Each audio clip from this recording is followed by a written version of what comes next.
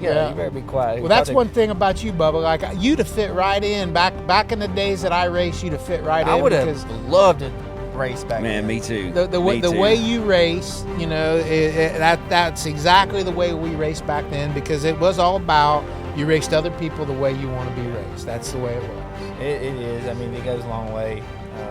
I was definitely born one generation too late. I know, man.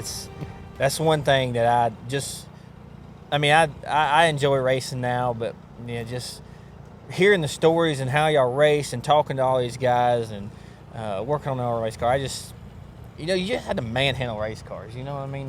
That's right. This 30,000th of Packers and 16th of Packers shit drives me nuts. You know what I mean? It's like, come on, man. I really want to just I had more fun. It's like an old pro truck. You just wheeled it. It, like Ryan was talking about earlier, that's what the modifier reminded me of, was you wanted it a little tight, it burned the right rear off, and then you managed it. I mean, it's just, that's what I feel like racing back then is you had to drive it, you had to be smart. I mean, like you do now, but it was in the driver's hands back then, I feel like. I mean, you had to have good race cars, but now it's just so, I feel like it's just so setup dependent. It is, and the cars are so good now. They are. You know, back then, you know, the tires gave up a lot easier. So managing your tires, that was a big part of winning races. And you know, like when I started coming down here, you know, they only ran 100 lappers down here. You know, they didn't run the 300 and 400 laps like we did all year in ASA. Yeah. So we definitely had an advantage on the long distance races when we come down here. So going back to the ASA there, did you, before your championship there, did you win? How many championships, ASAs, did you win? We won a 98 and 2000. Leading up to the 98, who did you drive for? Did you ever own your own? You always drove for people, right? Or? No, we owned everything up until 97. We were, actually, we had the Win Oil Company as a sponsor. Yep, I remember that, yeah. Starting in, I think it was 93. And so there was a guy named Mac McClellan that was part of that deal. So we raced with him and a guy named Russ Gamester that was an open wheel guy. Yeah. and you know, a few years of that, and things really weren't going quite right. So the vice president of Wins, you know, kind of took me off the side and said, you know, what are we doing? And I told him, you know, that things could be better, but it's kind of out of my hands. So they basically told me, what do you need? And I told them what I needed. And I think the first 2 years we did it on our own. And then we took the deal to Bud Gevin up in Holland, Michigan. API was the name of the team. Motor State, the Lanes, George and Doug Lane was a part of the deal.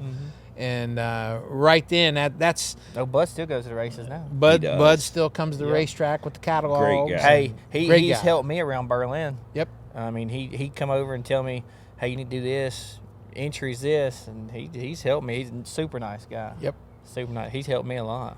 But that right there, that changed racing for me, because I was so used to working on my own stuff. And, you know, once the cars went to Michigan, I was on the golf course, you know, 2 or 3 times a week. You know, when I got to the racetrack, and I was fresh and ready to go win. And it helps. And it definitely helps. And I felt like I could win races. You know, I could win a big race here or there before that. But once I got to where I had a team I could trust and not have to be hands-on on the race car, all of a sudden, then we were about winning championships and the big money. You're right with that, because I feel that way. I feel like when we started going to California and traveling around, I felt like before that I could win here, there, when I just didn't have my shit together. Like I wouldn't say I wasn't prepared, but I just didn't know what it was supposed to be like, I guess. And then like when 15 there, I've run with the same group of people, some of them still to this day. And it goes a long ways when you have the right people. Oh yeah. And you gel and everything's together, and I really relied on some other people, because when you're working on your stuff all the time, and it's hard. Yeah. It's hard, and you got so much on your mind, and sometimes it hurts you, but you got to be involved. But I've been able to rely on a lot of people that's taken a lot of pressure off of me. Yep. All these years, and I've gotten better now. I've gotten great people, and I think that it goes a long ways, and I think that's why I've won some races. Sure it is. And some of these big races, and Yep. The mental fatigue is a big A deal. lot It easier is. to get your mind right. It is. the mental thing, it goes a long way. Yep. And I think that's why I struggle with this race is because damn mental. Oh yeah. It's mental. It's because I feel like I've had race cars and win it, and I feel like it gets the best of me. And I'm trying not to screw it up this weekend. All right, so here's one for you. How many of these things should you have won? No. How many? I don't know. I mean, I don't know. They don't even count. It don't matter. I feel like I give one away in 18. Was it 18? When Kyle Busch won. Yeah. I had probably the best race car. You and Choquette ran each Yeah. other to death. I let mental get into me because the night before me and Choquette had a pissing contest. And I let it get the best of me, and I think it let him get the best of him. And me or him should have won that yes, weekend. you should have. And Kyle was back there laughing at us. Yep. Because then again, I left a set of tires in the pits. I was like, man, there's no way we can run 100 and something laps here and not have a caution. And there's a set of tires, like I can run it hard. And I was like, I'm going to lead this race, and I'm going to put pressure on them, and it cost me. Race went green. Kyle knew he didn't have a car that could beat us. Yep. He saved and won the race. So, and there's a few instances like that we probably could have won 2 or 3 times, 4 times. Yeah, but you know what? You didn't win the race that year, Bubba. But I guarantee you, the amount of fans that saw that race that day, that's why they keep coming back, because that was a hell of a show. You and Jeff put on a hell of a show, you know. And that snowflake for sure. Yeah. Because I won did I win the snowflake the night before? I did, yeah. I mean, it was just everything was going right then, you know. Yep. So, It's a shame that Choquette doesn't race anymore. That fool's he's good, man. he's a good race car driver. I of all of them, he's probably one of the ones that's probably got the most talent out of everybody 100%. sitting here that's not racing. 100%. Like Don't think for a second that there might not be a chance that he might come back. I'm Well, no, I sure get again. that. I mean, I know there's opportunities. I'm just saying, like I got a lot of respect a guy like for the that guy. should be racing. Being with Pat Jett here for the last couple of weeks, I've heard a lot of stories. Yeah. Yeah. And the funniest thing that I've heard him talk about was it didn't matter about any other race car. Like he'd be lined up getting ready to go green, and the spotter would be telling him, yeah, you got somebody behind you and this person, and I don't care who's behind me. Where's the 26? You know, like that's all, you know, Jeff knew that you were the car to beat. Yeah. And that's all he was worried about was you. And then I felt the same way about him. You knew who you had to beat when you go out there. That's right. So yeah, but he's a good race car driver. He's talented. He's good. That's not racing. He's probably one of the best that's not racing. So I'm sure he'll be back. He just never. Hopefully he gets his chance. I know he's got a good relationship with Pat and them. Yep. And, Man, I'm sorry. I'm going to cut. No, you're good. That's one thing you got to give a lot of credit to a guy like Pat Jett, Larry Blunt, those guys. Like they've put a lot of their, I know Pat rents out cars and stuff, but like they have put a lot of their own money into people racing over the years. Yeah. And we need those guys. Yep. We need them bad. Yep. In the sport, we need more of them. And it's Pat's they're good people. A family deal like they have going racing. Like it's kind of the way I grew up racing. Yeah. It's that's the way I grew up. It's about having a good time going and chasing and trophies their and sons, their family. Yeah. Yep. Absolutely. So going back, I know we got off path there, but go back to I want to finish the ASA leading up to because the best story in the world is the 2000 championship, I think. 2000? Yeah, you're talking about Winchester? But so we're getting back to, we got to tell a story before we go back to that.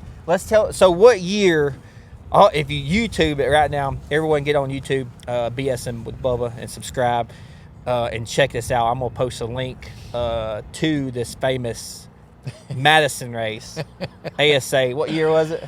I think it was 2002. Oh, so the championship was before. Okay, so 2002, Gary gets a little excited, and me knowing you, I don't see that. Like I don't see. I couldn't imagine Gary being man enough to do that. I don't see running across the racetrack. Hell, he is faster after he got out of the car and he was in it.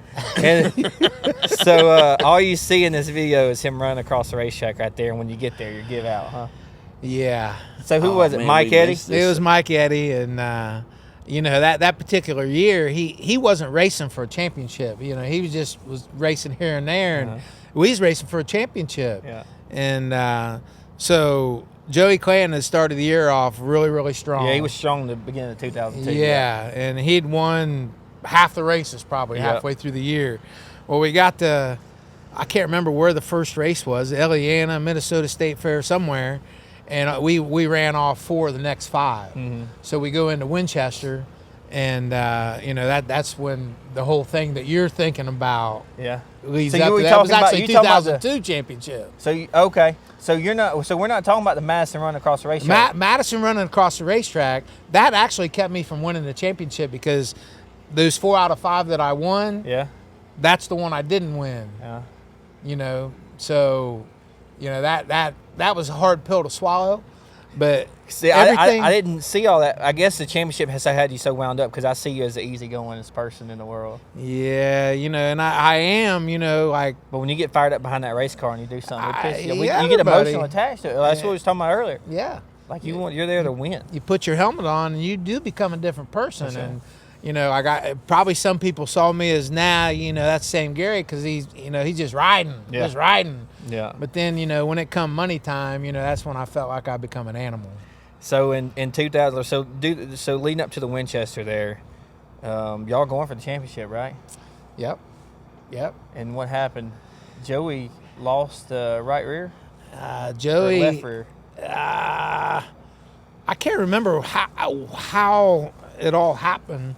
If it was he lost a tire first, or if he tried to wreck me first. I can't remember which way that was. Yeah. But we had him covered that day, mm-hmm. and the way everything was going, Joey was going to lose that championship. Yeah. And so I seen him waiting on me, and I knew it was coming just because I knew Joey. You know how they race. I know he was a Clanton. You're right. And I being a big race fan, I knew they just probably, as much as they loved the checkered flag, they loved to fight too. Yeah. So I knew he was going to do whatever it took to try and win. Yeah. So sure enough, I get up to him going into 3, and I acted like I was going to the bottom, and he made the move to turn down. Mm-hmm. And I think I went around the outside of him. He swerved to get me, and he missed me. Yeah. And he spun out and ended up on the dirt bank. Yep. In the infield there, I think coming off a 4. Yeah.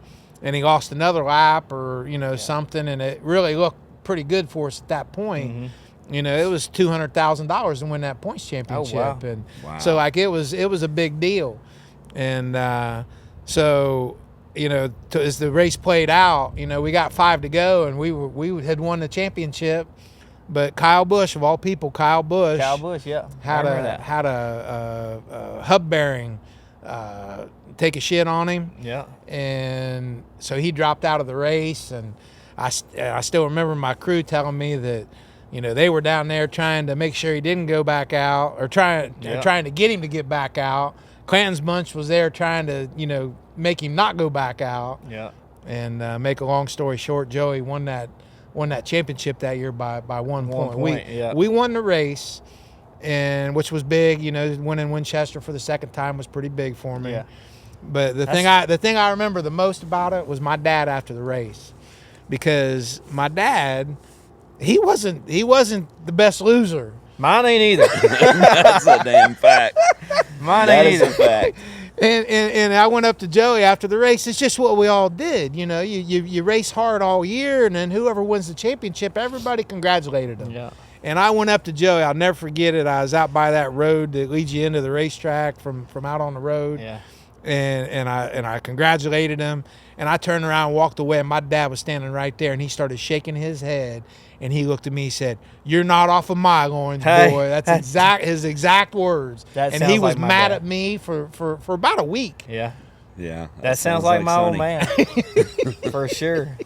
That sounds like Sonny. He is. Yeah. So was $200,000 in the points, man? That's a lot of money. Yeah. Was that Winston money, or was that only in NASCAR stuff? No, Was Winston money? The starting in 2000, that 2000 ACW, 2002 was the big money years, AC Delco, but more than that, it was Michelin International. That's Okay. when we had the BF Goodrich tires. Yeah. You know, I'll say the numbers because it's been a long time ago, but you know, for an average, they took $5 million a year for 3 years to ASA. Wow. So we were racing for big money. You know, the in 2000 when we did win the championship, you know, we won 200 for the points championship.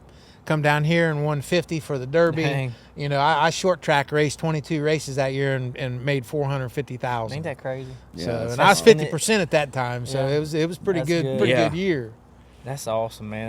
I give anything to run that back then and just be a part of all that. It's different now, but I mean they're trying to get it there back. Late model. I mean we've been missing a big touring series for a while. They'll get it all together one day, and it'll work out if we can get some big sponsors. I know right now the Cars Tour is kicking tail because man they just signed a big ZMAX sponsor that's looking good for the late model stock deal. That's headed in the right direction. So hopefully we can get that on the super late model side of things. Yep. I know, but Yep. I know you know you kind of. How long did you race? How long did you race there before you quit racing? What year did you quit racing? He still hasn't I quit. still haven't quit. You know, He's saying drove nothing in a while. Yeah. So Still when's hasn't quit. when's the last time you when's the last time you driven a race car full time a year? I know you've gotten and hit some here or there. I think it was 08, if I remember right. You know, we were doing the Hooters Pro Cup deal at that time, and I think 08. 09 maybe was my last full year of racing, and then after that, you know, and the reason I quit racing was because my kids were growing up, and it was time for me to, you know, spend some family time with them, and I did stop driving, but I didn't stop going to the racetrack. So I mean, really, the way me and you met was through Jegs, right? Yep. We worked together there a year or so. Yep. And we become friends and. Great relationship after that, but you know, Jegs has always been a big supporter of your career. Yep. Along with a lot of other people, but you know they've been great for short track racing. That's what we were talking about earlier. Just the people that's been a part of short track racing that's been great for the sport, and they're one of them. Yeah, you go back to 1970. You know, we went to Golden Gate for the Florida State Championship, the Governor's Cup. That was a Jegs number 7 right there. Yeah. That my dad owned and Don Gregory drove. So. Yeah. Wow. I didn't know that. Yep. So they've done a lot for the sport, you know, over the years. So, yes, they have. It's a great family. Yes, they are. They're a great family. It helped me a lot, helped you a lot, and hopefully they're big in the drag racing. Yep. Big drag racing family, but they've been supportive of short track racing. But you know, getting back to 2008 there, leading up to it, I know you wasn't ready to get out of the seat at all. Do you think you still want to get back after it?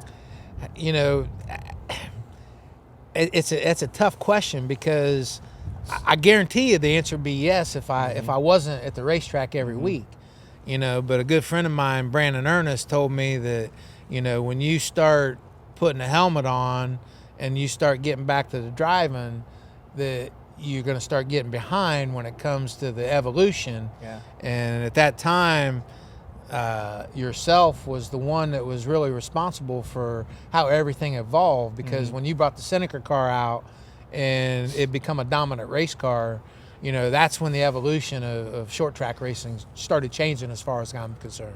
I can agree with that. I feel like just from knowing what I know then to where it's at now, Terry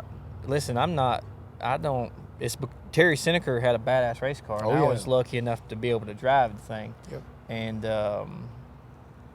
it was ahead of the game. Oh yeah. And I was lucky enough to be able to sit behind the seat. And I'm not saying this in a cocky way or anything, but I believe that. Yep. I agree. In 2016, 2017 there, 17, 18, we should have won a lot more races than we could have hurt them bad. Yep. And it did change. It made everybody go to work and things started changing. And racing right now is tough because of that. Yep. I really think so. It's taught me a lot along the way, you know. Did you ever do the New Smyrna Speed Weeks? You know, Dude, hold on, I got time out. I'm cold as Gonna have to edit that part out. live on camera. I'm cold as No, I'm good. All right, go. So did you do New Smyrna Speed Weeks? You know, I went down there as a kid, you know, like watching, and then once I started racing, I knew it was a long week. It was a lot of money to do it, and those 35 lappers that they run, or 25 at the time, really it wasn't my wheelhouse. Right. So I just like going down there, spectating, going to the dirt track, going to New Smyrna, going to the big track. You know, just a huge race fan I was, you know, like from a kid on. Yeah. And I still am. Like, I still pay attention to all racing. Yeah, that's how I went down to Speed Week as a kid, man. I just loved it. Yep. When I was in my 10, 11 years old, going down with my dad and Richard still works for us. He's been helping us 30 years now. Mm-hmm. But going down there with them, man, I knew I had to be a part of it and I always wanted to do it. Yeah. I did race there one time. The first year that Hooters become a part of late model racing, I think the first race they had was at Lakeland at the end of the year, and then the beginning of the following year we started off Speed Weeks with a 100 lapper. Yeah. And I'd built a car for a guy, and he'd bought a big old 351 Ford that I thought, I don't know why I'm going down there with this thing. And we were lucky enough to, I don't know if they inverted 8 or 10, but we started on the pole of that race, which was a pretty good feeling. But it was like 20 laps into the race, and she overheated, and I was on the sideline. So that was my New Smyrna days as far as the driver goes right there. Yeah. It's obviously not, you know, it doesn't have quite the luster it used to back in the day, but that, to me, that's always been kind of like my favorite. Like if you look at the late models and the modifieds and everything there together, and you look at, you know, like you can see Bob Senneker and Teddy Christopher on the same day, like that's to me that's always been like the, you know, the winners list, the champions list back in the day at New Smyrna, I think is about as prestigious of a list as you'll possibly ever see, right? Yep. So did you ever race at like Volusia? The asphalt track there? Never raced at Volusia. No. You know, once again, I went and spectated when I was down there for Speed Weeks, you know, but I never did race Volusia. So. Yeah, I think Volusia's been gone a while. I think the year I went down there as a young kid, I think it just closed it down, or they didn't race on it or something that year. I don't know what was going on, but Did you? I've never been to the dirt track. You never been to the dirt track? I've only been to the dirt track. Yeah. So racing against all these guys back in the day, I mean, I'm sure you raced against Trickle. Man, you hear stories. That's something I would have loved to have lived, you know, racing against guys like him. You know, I remember when Dick Trickle won 67 features one year, and I thought to myself, we'd raced against him, my dad and his driver, Don Gregory, and we beat him every time. So I thought, you know, this guy, he's won a lot of races, but you know, I thought he wasn't much, you know. Yeah. Until I started racing against him. Yeah.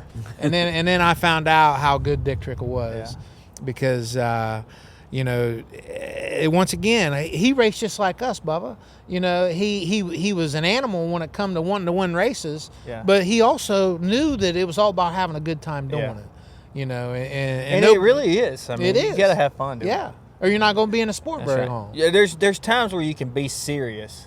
There's time that you know when to be serious, and then there's times you can have fun. Yep. You know. Yep. That's cool, and I've heard a lot of stories with him and smoking cigarettes when he's racing. And stuff like that. One of my best Trickle memories was we was up at Slinger for the Slinger Nationals.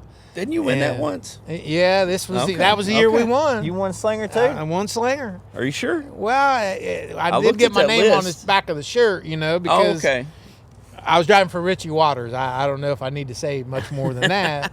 Back in the time, you know, what year was that? You remember? It was 1995, I believe it was. Man, Richie's been around a long time. Yeah, I didn't realize. Yep. And so Trickle, we were struggling a little bit, and it was practice day, and Trickle come over, and I'll never forget him. We had a beer in one hand, a cigarette in the other, and next thing you know, me and him's laying on the ground looking at sighting down the right side of the car, and he's telling us the rear end is too far over to the left, and like he basically told us what to do to fix our race car, you know. And I know there was probably more beers consumed that night, you know, and that was a great night at Slinger. Sometimes when I do my best thinking's over a beer. Oh yeah, you know. Oh yeah. I think about it next morning, wake up with a hangover, and then you don't think about it. Well, then Thinking you my don't head overthink, starting. right? Then you don't overthink it. All right. Exactly. So maybe that was his deal. Yeah. Trickle was the one that said, you know, 1 hour of sleep for every 100 laps of racing. There for a while when I was younger, I believed that statement because man, I won a lot of races there. 16 to no, it's probably before that, but I lived true to that for a little while. Yeah. And I won some races there. We had a lot of fun doing all that. Now I'm too old for that stuff. When I hit 35, I've been downhill ever since. Yeah, well, you say downhill, you know, I feel like as you get older, you mature, you know, not just as a person, but also a race car driver. Yeah. And I you know, I think I told you before, you know, to me, the prime of a race car driver's career in short track racing is 38. Yeah. You know. Well, damn, I got something to look forward to. Yeah. I ain't there yet, right? Butch Miller. I mean, I looked at Butch Miller as the guy, and at 38, he was dominating. Yeah. You know, so I looked like that. That gives me some hope. Oh, hell yeah. Because I'm only 36, so I got a few years left in me. Yeah. So what about Mike Eddy? Because Mike Eddy, you always talked. I mean, Mike Eddy, I've heard you always heard about him, and he's won a lot of races. I think I can't remember. I think if it's Mike Eddy. I have his one of his all-pro cars. My first race car in 2002, I shouldn't say all-pro, it may be an ASA car. My first late model car in 2002 was one of his cars. It was a John Harrison car. Okay. I don't know if you from Georgia there. Yep, I remember John Harrison. It was one. I still have the car. Mm-hmm. It's a perimeter car and everything. I raced it my first 2 years of racing late models. And I'm gonna restore that thing. I'm gonna keep it. Nice. And it's got the old steel interior still in it. Yep. Where everybody's using the sheet metal and aluminum now. It's got steel interior and everything. It's old school. Yep. So I'm gonna redo it one day. And I told him that up at Anderson. We saw him up at Anderson for the Red Buff 400, and we was talking about it. And but he's a pretty hard-nosed racer. Good racer. He was a hard-nosed racer. Like I was around him and his wife as a kid. You know, I sat up in the stands with his wife, you know, during the races. And so I knew him pretty well. And then when I started racing, you know, I looked up to him. You know, he was the guy to beat, you know, and I'm just getting out of his way. And I must have started dabbling in a little bit of success. And I'll never forget being in his hotel room when he was celebrating his 6th or 7th ASA championship. Him and his wife, they'd drinking whiskey and tipping up the bottle and throwing crashing mirrors and just having a good time. And I asked Mike, I said, hey Mike, I said, what does it take to win an ASA championship? What's it take? And this was exactly what he did. He didn't have sunglasses on, but if he did, this is what he would have done. You gotta want it more than me. Is exactly what he told me. Yeah. And right then it told me that, yep, that's the guy I gotta beat right there. That's right. Yep. And so that was the beginning of me probably searching how to win a championship. So as time went on, you know, we won a championship, and it might have been that same 2002 year. Yeah. That he wrecked me, or he says it was my fault, whatever it was. But we were at Berlin, and we're both starting on the front row, and my team, they're wanting me to go up to him and ask him if, you know, we could lead the first lap. You know, that was a big points deal, you know. And I didn't want to do it because I knew the answer I was going to get. I knew it wasn't going to be real good for me to go up and ask him. But I was so glad that I did, because the answer he gave me, I use in my everyday life today. I walked up and I couldn't look him in the eyes. I said, hey, Mike, what would you, if you let me lead the first lap, I'll let you go on after that. And I looked at him and he's like, Gary. And I thought, oh shit, I never should. I knew I shouldn't have done this. He said, Gary, haven't you figured out yet in life when somebody gives you something, you don't appreciate it near as much as if you earn it? Yeah. And I was like, that's a true statement. I get it, Mike. I get it. Yeah. So I knew when they threw that green, I knew what I had to do. You had to beat him. And I did. I led that first lap. Yeah. Like that was definitely something That's pretty cool. I needed to do. And Who's the guy you didn't like to race against? Joey Clanton was one of them. I never would have thunk that. You know, Not from the earlier story. you know, Joey. He come on the scene pretty quick. Yeah. And it was right in the middle of the BF Goodrich tires. Yeah, yeah. And he had Gene Roberts with him. That Gene, had Gene been and Bond. With, Bond was there. They'd done a lot of testing. We had a lot of money behind him. Yeah. We had won the first year on the radial tires, and we'd done a lot of the tire testing. Yeah. So we had a little bit of a leg up on the field, but we were still running 250, 300-pound springs in the front, pretty soft springs in the back. And they come along and, they changed our sport, when it come to bump stops and coil binding and all coil that. binding. Coil binding was big then, too, wasn't it? Yep. So at that point, Joey dominated that year. Him and actually Johnny Sauter did in 2001. And then Joey come along and dominated the 2002 season. Yeah. But, Joey, he was just a hard-nosed racer that, had what appeared to be a good budget to race on, and you knew you had to beat him. Yeah. And he grew up the hard way too. He grew up. His dad was a sure enough racer. I mean, you probably didn't race. You probably was before your time. Maybe he was older, but them guys grew up. Hard nosed racers like your dad. I had that. I got the Speed Sport News every Friday, so I was up on it racing all across the country, and I knew about Billy Clanton. Yeah. I used to love those things. Oh, me too. I remember getting those at the shop when I was a kid or when I was younger. Yep. Now you just get it on your phone right now. Yeah. Right? Yeah. So tell us about Jimmy Johnson. Jimmy, in case anybody needs to know who he is, yeah, Google it. Yeah, back in what year would it have been? 1997, 98. We had AC Delco as an associate sponsor, and General Motors helped us out a little bit. At Bud's? At Bud's, yeah. This is at Bug Evans. Yeah. And they come to us and they wanted to know if we'd take a driver that they wanted to bring up to the ranks and run them in ASA. Mm-hmm. So at the end of that year, Jimmy did 5 races, and we went and tested with him. And the one thing I remember about Jimmy, we started the year out at Kenley, North Carolina, Southern National. And so we tested there with him, and he spun out like 7 or 8 times that first day. But he never hit a thing. Yeah. Never hit a thing. And so once he made it to Cup, and I heard DW talking about how lucky Jimmy was for never hitting nothing, I thought, that ain't luck. That's in his pants, like his ass knew how far he could push it and still not hit anything. Yeah. So Jimmy was that good, and still to this day, like I could pick up the phone and Jimmy will answer my phone call. Really? He'll shoot me a text, and he's one of those guys that never forgot where he come from. Yeah. And he seems like a good, genuine person. He is. He really is. So he's won a couple. Yeah. Yeah. Yeah. Yeah, he's won a couple. And he won his last ASA race too. And I at that time he started beating me a little bit more, and I was beating him, so I got a little animosity towards him. We all like to win, Right. So he won that last ASA race in '99 at Orange County, I think it was, and I didn't I had a little bitterness in my mouth. Mm-hmm.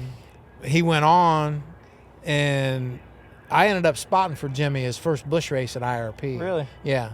Nice. Yeah. I didn't know that. Yeah. I didn't know that either.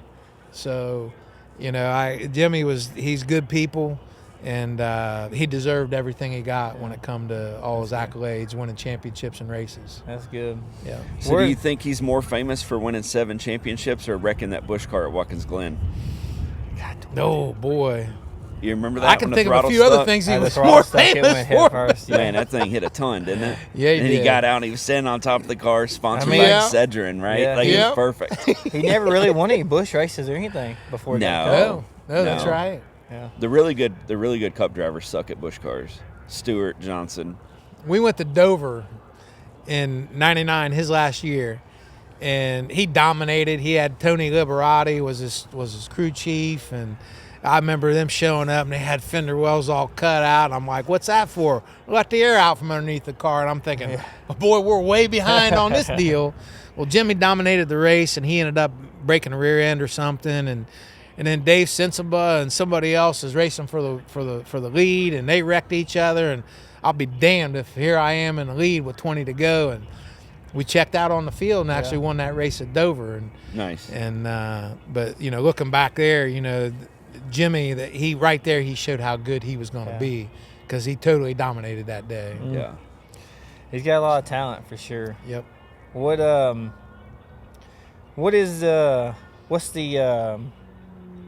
one of your proudest moments in racing and greatest win? It ain't got to be a win. It's just a moment in racing. What do you think?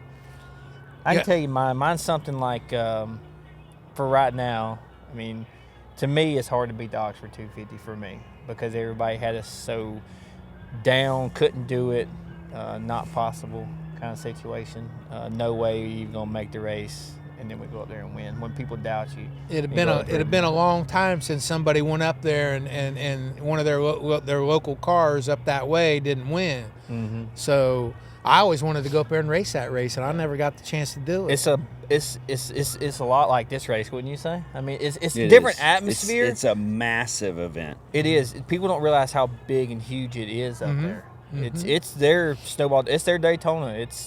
And did you see where they just added another race? They did $40,000. $40,000 to win. Yeah, in July. Yeah, and they've tweaked the rules a little bit. Like it's going to be easier to go there now. Yeah. Good deal. Honestly, in years past, you had to build a car to go there. Yeah. Right.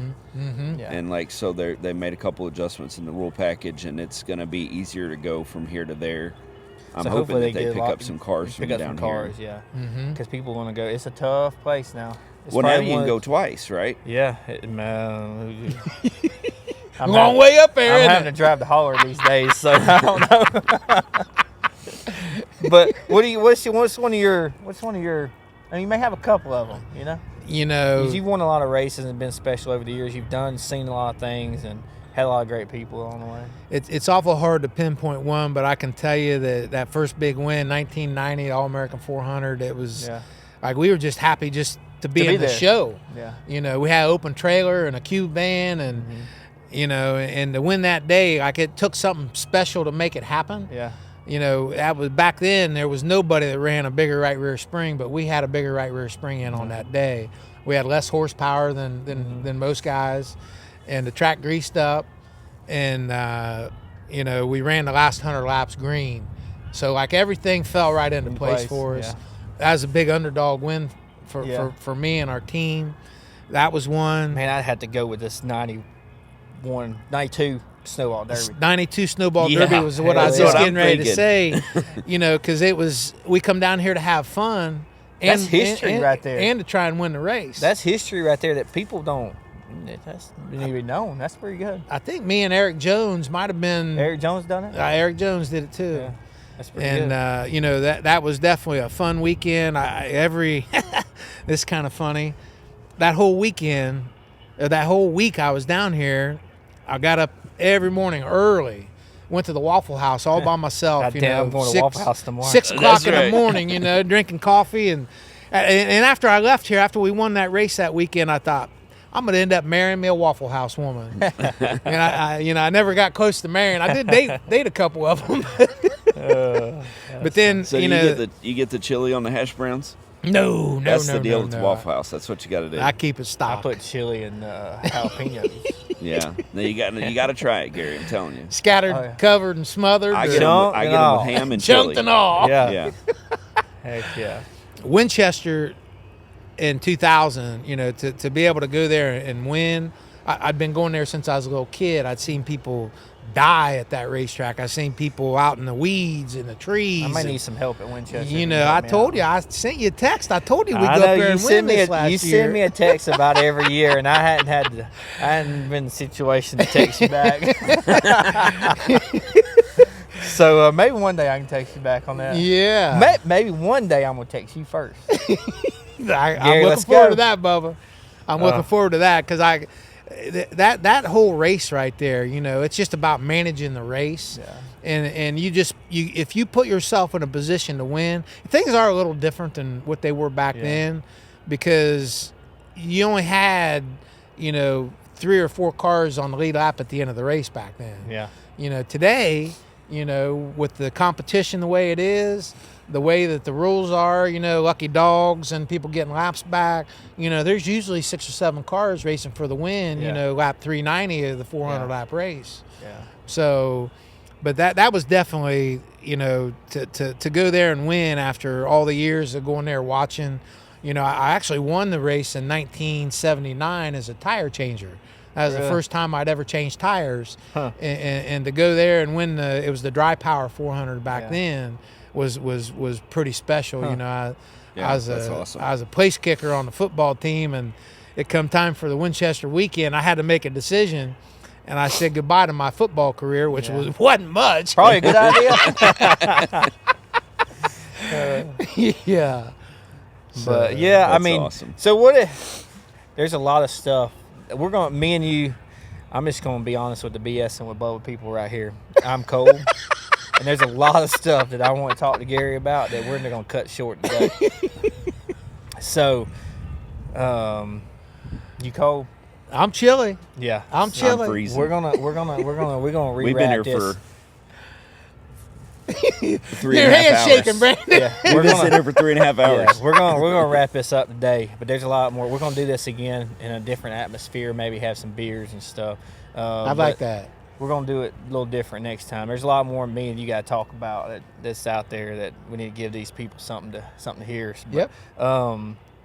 What advice you got for me leading to this weekend? Because I respect you and what you think and what you've done and the person you are, and give me some advice going into this weekend. Well, Hopefully you've already brought one thing up. Well, hopefully I can go back and, because this is going to play after the Derby, we can go back and talk about it. I'm going to say I'll listen to Gary on this one. Well, you brought it up. You need to go back and walk around this racetrack backwards. Yeah. There's one thing. Yeah. But then again, just try and make everything as light as possible. This is the biggest race that you want to win, in your career, and you put so much pressure on yourself to do it, and you don't need to do that. You need to enjoy it, because when you enjoy it, good things will happen for you. Yeah. So that's my number one thing is to tell you to enjoy the weekend, enjoy the journey of this Derby, and be there at the end, and you'll get her done. I hope so. I appreciate it. Well, I appreciate you tuning in today. Got some good people with Brandon and Gary here. We're going to have Gary back on here in the next couple of weeks, months. We got a lot more we want to talk about. A lot more knowledge in that head of his, and a lot more stories that we can talk about on a good warm day with a few drinks in our hands. So we appreciate everyone going to BS and Bubba. Subscribe. Tune in to Snowball Derby this weekend, and or I shouldn't say that because it's going to be played after. So, everyone tune in to BS and Bubba. Subscribe, like, leave a comment, and we appreciate it. Hey, hope you guys are enjoying the podcast. Thanks for watching. Make sure you comment, like, and subscribe our YouTube channel. The attention you guys pay our channel is much appreciated, and it also helps to help our channel grow. Make sure you comment, like, and subscribe, and definitely share on your social channels. Also, check out our other YouTube channel, Sport Action Films.